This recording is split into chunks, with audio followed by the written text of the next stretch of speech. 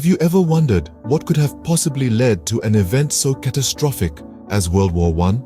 The year was 1914, and Europe was a simmering pot of political tensions and nationalistic fervor.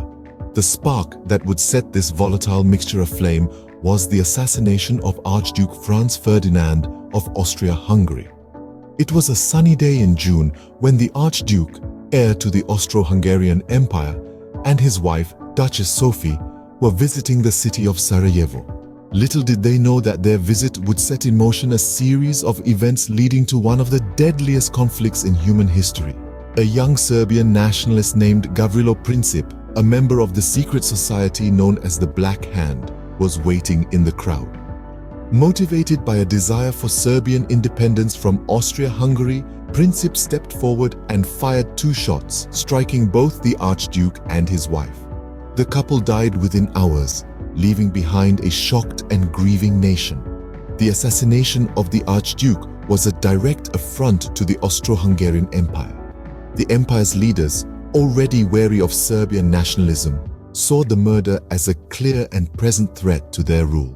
In response, they issued an ultimatum to Serbia, demanding severe penalties. But Serbia, backed by Russia, refused to comply fully with the demands. In the face of Serbian defiance, Austria-Hungary declared war.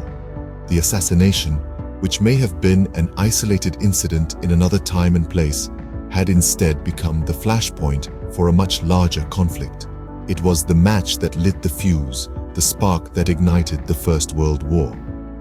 Yet, it was not the assassination alone that led to war. It was the result of a complex web of political alliances, nationalistic fervor, and economic tensions that had been building for years. The assassination of Archduke Franz Ferdinand was merely the spark that lit the fuse, the catalyst that set these larger forces in motion. Little did the world know, this was merely a spark that would ignite the flames of a global conflict. But how did a single assassination lead to a global war, you may ask? The answer lies in the complex web of alliances that existed at the time. Allow me to explain. An alliance in its simplest form is a pact between 2 or more nations, promising mutual support in times of conflict. Now, consider this on a global scale, and suddenly, a small conflict can spiral out of control, pulling in nations from all corners of the world. This was precisely the situation leading up to World War I.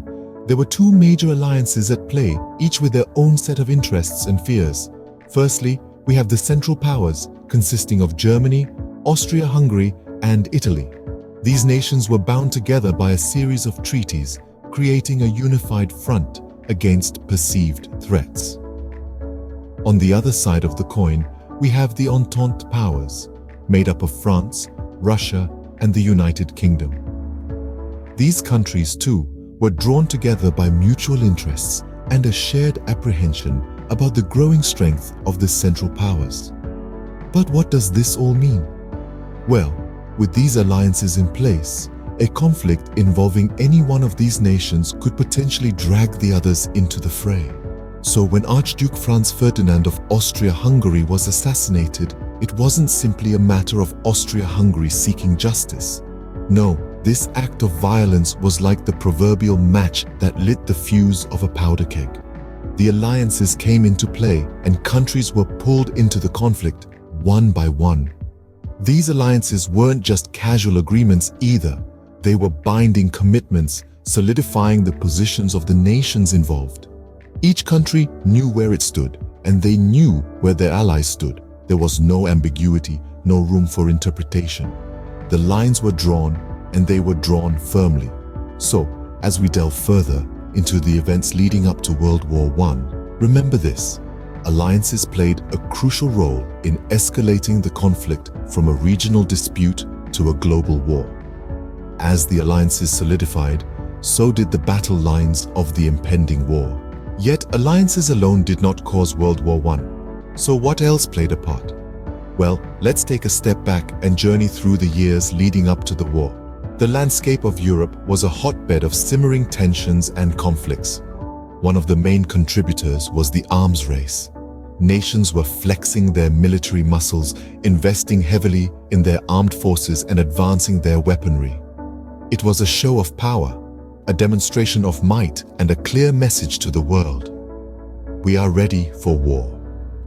A significant facet of this arms race was the naval arms race between Germany and Britain. Germany, under the ambitious Kaiser Wilhelm II, sought to challenge Britain's naval supremacy.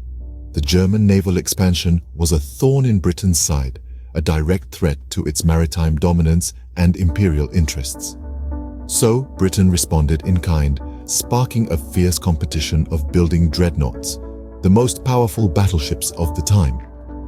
But the tensions didn't stop there. The scramble for colonies further fueled the fires of discord.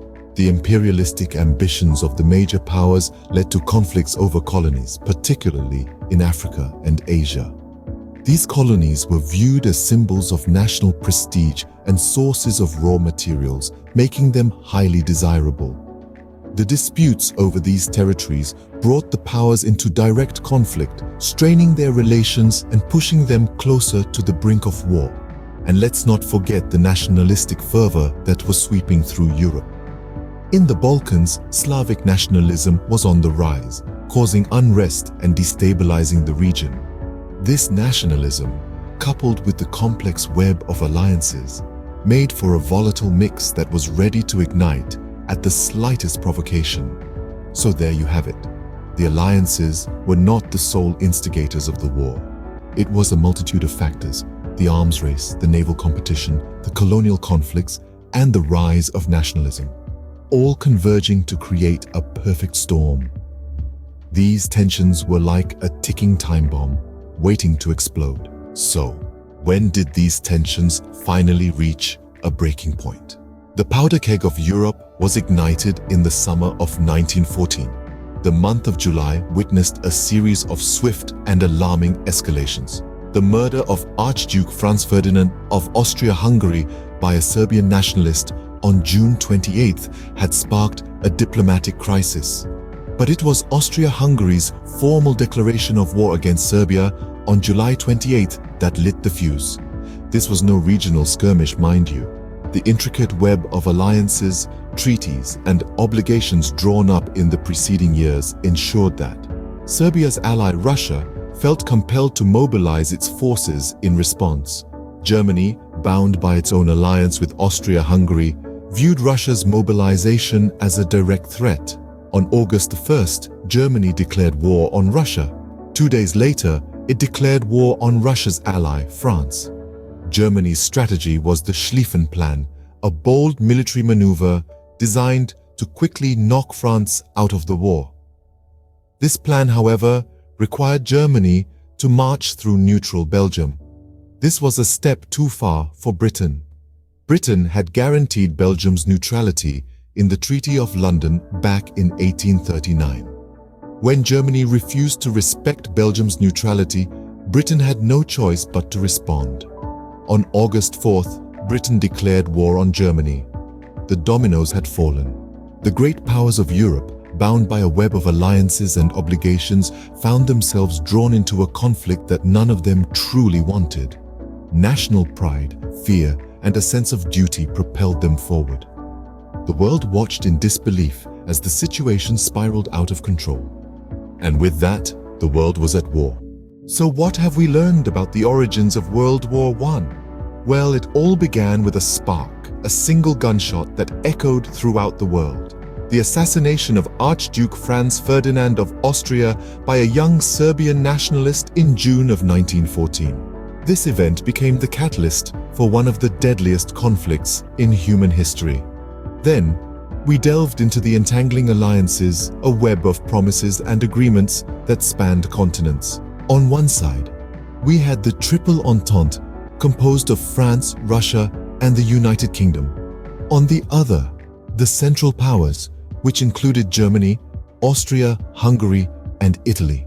These alliances, initially formed for protection, ultimately fueled the flames of war, drawing nations into conflict that might otherwise have remained neutral.